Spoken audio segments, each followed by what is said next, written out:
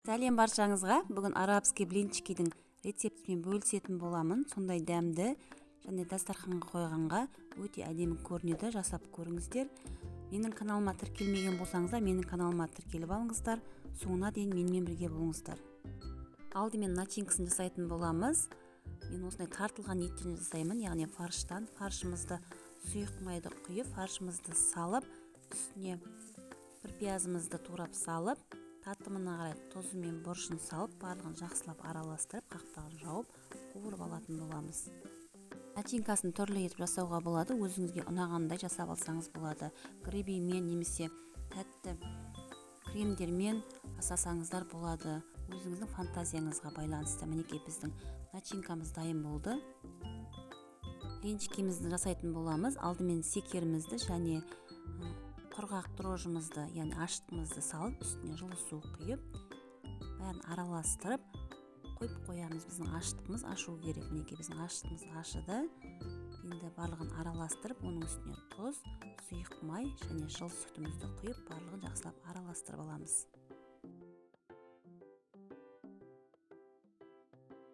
Ұнымыз бен қопсытқышымызды, яғни разрыхителімізді араластырып аламыз. Разрыхителдің орнына ас судасын пайдалансаңыздар болады. Барлығын араластырып, сұйықтығымыздың үстіне салып, барлығын жақсылап араластырамыз.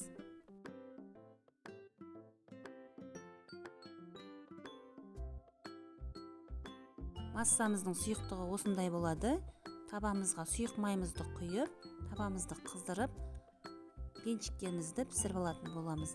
Блинчиктеріміздің көлемі 12-13 сантиметрдей болуы тиіс.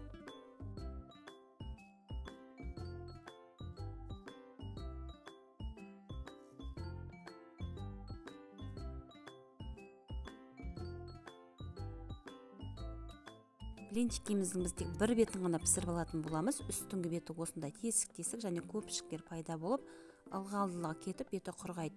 Астыңғы қабаты осылай болады. Бұл біздің блинчикіміз пісті деген сөз. Блинчиктеріміздің барлығын осылай етіп пісіріп аламыз.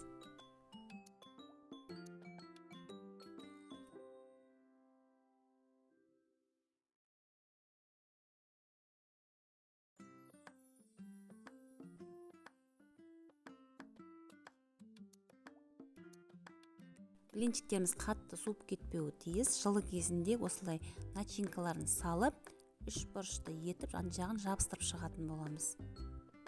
Начинканың үстіне сырды теркіден өткізіп салуға болады. Егер солай етіп жасайтын болсаңыздар, онда пешке 5 минутқа салып аласыңыздар.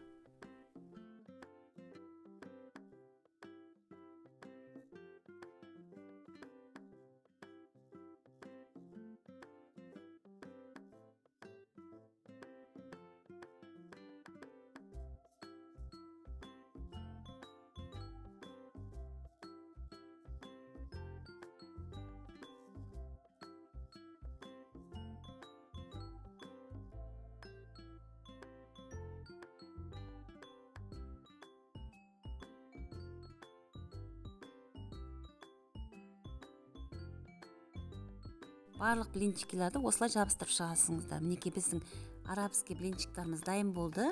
Жасап көріңіздер, жасап көруге кеңес беремін. Менің каналыма тіркелмеген болсаңыздар, менің каналыма тіркелуді ұмытпаңыздар. Лайк басып, комментарий қалдырыңыздар. Астарыңыз дәмді болсын. Сіздермен бірге болған Салима.